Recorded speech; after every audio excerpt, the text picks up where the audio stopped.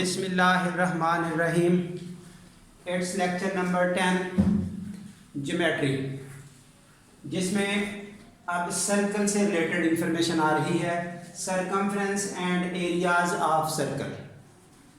ज़ाहिर है इससे पहले हम ट्राइंगल्स, क्वाड्रिलेटरल्स, उनका पेरीमीटर यानी कि सरकमफ्रेंस बाउंड्री या एरिया सेंट्रल प्लेस की जगह को डिस्कस कर चुके हैं। डिफरेंट फार्मूलाए की बात कर चुके हैं। इस वक्त सर्कल्स की इंफॉर्मेशन साथ एंगेज की जा रही है और उसके बाद साथ ही फिर मिक्सचर शुरू हो जाएगा। सर्कल, ट्राइंगल्स, स्क्वायर्स, ये सारा मिक्सचर इंशाल्लाह अगले 1-2 लेक्चर्स में डिस्कस होगा। फिलहाल अगर आर रेडियस हो किसी सर्कल का, और आर रेडियस का मीनिंग है सेंटर से लेकर एक साइड तक का डिस्टेंस। ये कहीं भी अगर आर अवेलेबल हो, आर फॉर रेडियस, तो उसके सरकमफ्रेंस का ये फार्मूला है 2πr और एरिया का ये फार्मूला है। ये रहा सरकमफ्रेंस और ये रहा एरिया। अब देखिए सरकमफ्रेंस या पेरीमीटर, ये सर्कल की वजह से नाम है सरकमफ्रेंस है, ये पेरीमीटर ही मींस यहां से लेकर ऐसे बाउंड्री कितनी है।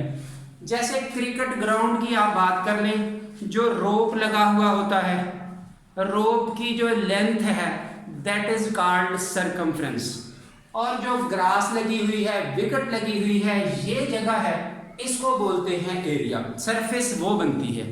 तो इस तरह से सरकमफ्रेंस बाउंड्री, एरिया ये सेंट्रल प्लेस, इस चीज का डिफरेंस आपके सामने आ चुका। अब ये रहे 2 फार्मूले, कैसे बने।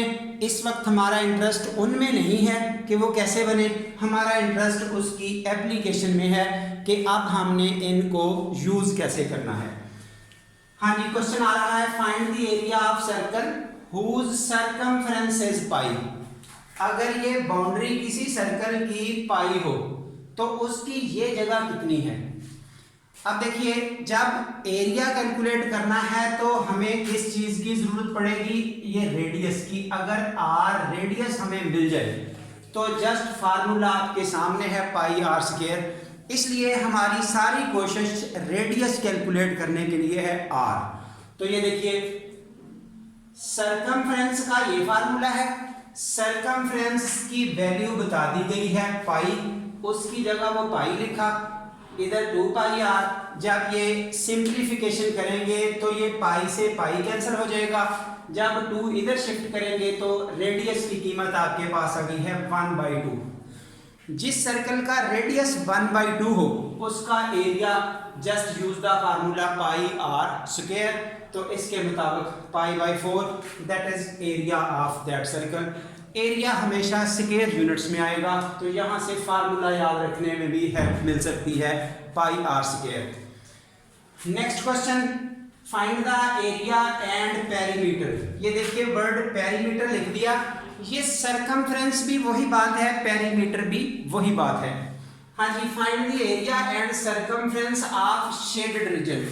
ये है शेडेड पार्ट, यानी कि जो हिस्सा यहाँ पर शेड किया गया है उसका हमसे एक सरकमफ्रेंस मींस बाउंड्री पूछ ली, दूसरा एरिया। एरिया मींस शेडेड जगह कितनी है, बाउंड्री मींस ये जो रेड कलर है ए से बी आर्क प्लस ए से बी स्ट्रेट लाइन, ये कितनी है, सिर्फ बाउंड्री। तो इनका आप सॉल्यूशन देखिए, ये 2 पॉइंट्स क्लियर करें। ये हमारी एफएससी की बुक के रिजल्ट हैं। ज़ाहिर है जो बच्चा एनटीएस के टेस्ट में बैठता है वो मैट्रिक लेवल वाला भी बैठ सकता है, इंटरमीडिएट वाला या उससे हायर लेवल वाला। फिलहाल ये इंटरमीडिएट की बुक के रिजल्ट हैं सेक्टर के हवाले से।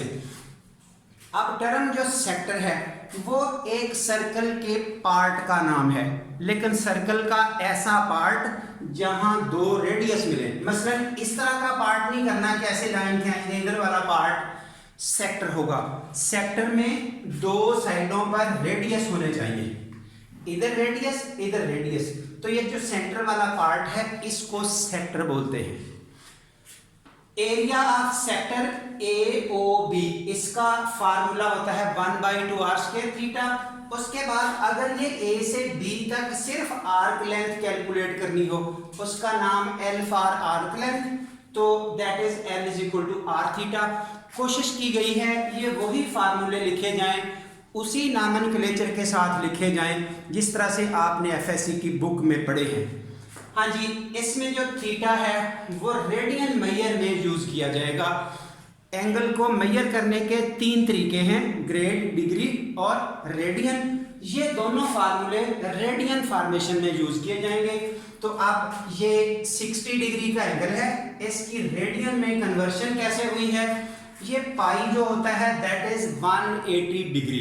डिग्रीज और रेडियन का लिंक क्या है? 180 डिग्री को पाई से रिप्लेस कर सकते हैं। तो अगर हम पाई से रिप्लेस करें 180 ओवर 3 हल करेंगे तो आपको 60 मिल जाएगा। इस तरह से general standard 60 degree for pi by 3, इसी तरह पाई बाई 4 45 हो जाएगा, पाई बाई 6 30 हो जाएगा, पाई बाई 2 90 हो जाएगा। ऐसे जरूरत के मुताबिक बच्चा ओरल ही वर्किंग कर सकता है। हाँ जी, अब L is equal to r theta. R ये आपका रेडियस है 12, ये भी रेडियस है, ये भी रेडियस है, तो वो हो गया 12 पाई बाई 3 आपके पास थीटा की कीमत हो गई। जब इसकी सिंप्लीफिकेशन की गई इस पोर्शन की, सो दैट इज 4 पाई। ये हो गई आर्क लेंथ ये वाली L। अब बात पेरीमीटर की है, उस शेडेड पोर्शन की।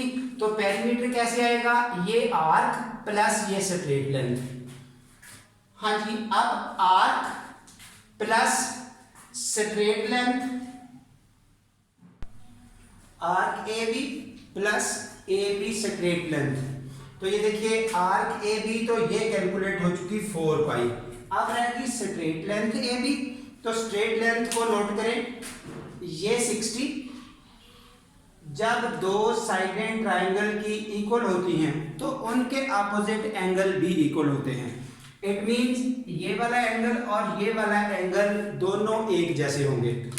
टोटल एंगल मिलके कितने होने हैं? 180 ट्राइंगल के। एक हो गया 60, रिमेनिंग 2 भी हो गए 60 और 60।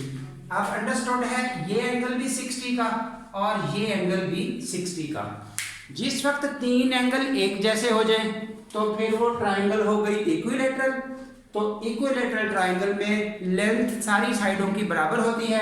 अब अंडरस्टूड है जो ए बी स्ट्रेट लाइन है दैट इज 12, क्योंकि ये 12 और ये 12।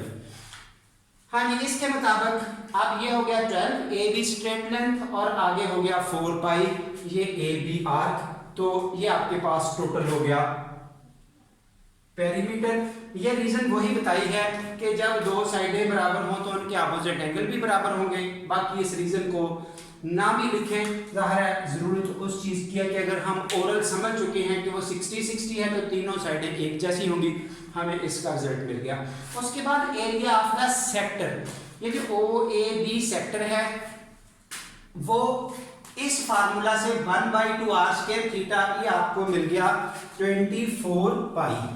अब हमसे तो शेडेड एरिया पूछा है, तो इट मींस जब सेक्टर निकाला तो ये शेडेड पार्ट प्लस ट्राइंगल। जब सिर्फ शेडेड बताना है तो ट्राइंगल का एरिया माइनस करना है। तो ट्राइंगल के एरिया के हवाले से 1/2 इंटू बेस इंटू हाइट। अब बेस और हाइट कैसे बनी? ये हमने डायरेक्ट परपेंडिकुलर ड्रॉप किया। जब परपेंडिकुलर ड्रॉप किया तो ये हो गई बेस, ये हो गया अल्टीट्यूड, और ये बेस हो गई 12, ये अल्टीट्यूड जो ओ एम है उधर लिखा गया। तो उसका हल फिर उसी तरीके से, ये एंगल भी 60, ये एंगल अब हो गया 30, क्योंकि जब दो साइडें बराबर हों तो परपेंडिकुलर एंगल को बाइसेक्ट करता है। तो ये वाला एंगल इतना हो गया 30 का, तो 30 के सामने वाली साइड हाइपोटेन्यूज का हाफ, 60 के सामने वाली साइड हाइपोटेन्यूज का हाफ, 7 मल्टीप्लाई बाई √3। तो इस तरह से आप ये डायरेक्ट कैलकुलेशन कर सकते हैं। और अब आपके पास ये आ गया एरिया ऑफ द ट्राइंगल। तो रिक्वायर्ड शेडेड पोर्शन कैसे बनेगा? Sector minus triangle. सेक्टर हो गया 24 पाई, ट्राइंगल हो गया ये। After simplification we have the result this. हाँ, जिसके बाद ये एक इंपॉर्टेंट क्वेश्चन है जो जगह जगह पूछे जा रहे हैं। एक स्क्वायर है जिसकी साइड 4 है, इसको एक सर्कल के अंदर इंस्क्राइब किया गया है। अब 7 शेडेड रीजन का सरकमफ्रेंस भी बता दें, यानी कि बाउंड्री पेरीमीटर मींस इस तरह से शेडेड पोर्शन की जो बाउंड्री है वो सारी ये प्लस ये, और एरिया शेडेड पार्ट का ये जहां जहां है वो जगह बतानी है।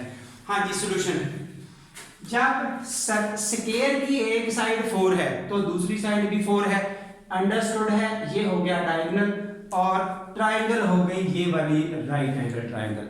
वर्किंग पहले हो चुकी है यूजिंग पाइथागोरस थ्योरम, हमने जहां से ये d की कीमत निकाली, डायगोनल हो गया 4 स्क्वायर रूट 2, रेडियस क्या होगा उस डायगोनल एज ए डायामीटर है, स्क्वायर के लिए वो डायगोनल का काम कर रहा है, सर्कल के लिए वही ब्लैक लाइन डायामीटर की बात कर रही है।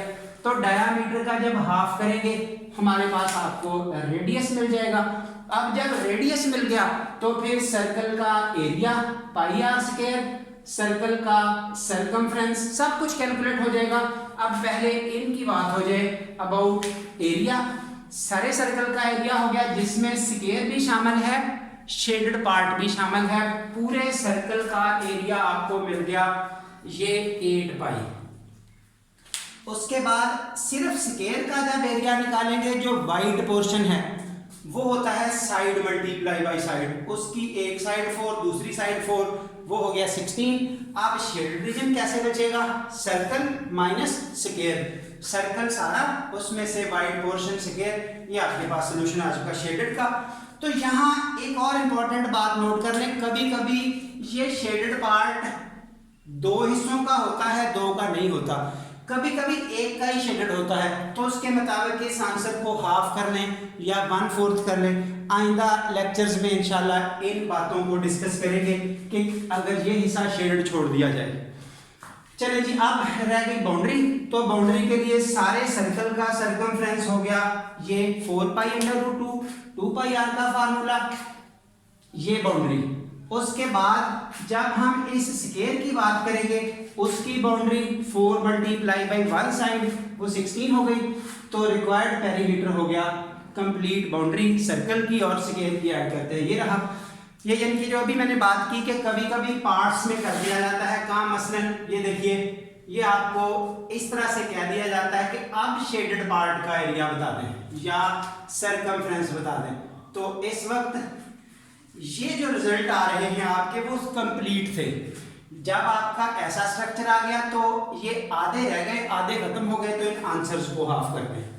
इसी तरह अगर कोई इसको भी हटा दे और अब कह दे शेडेड पार्ट की बात करें, तो शेडेड पार्ट सिर्फ ये रह गया, तो इस रिजल्ट को 1/4 कर दें। तो इस तरह से आप डिफरेंट वर्किंग कर सकते हैं।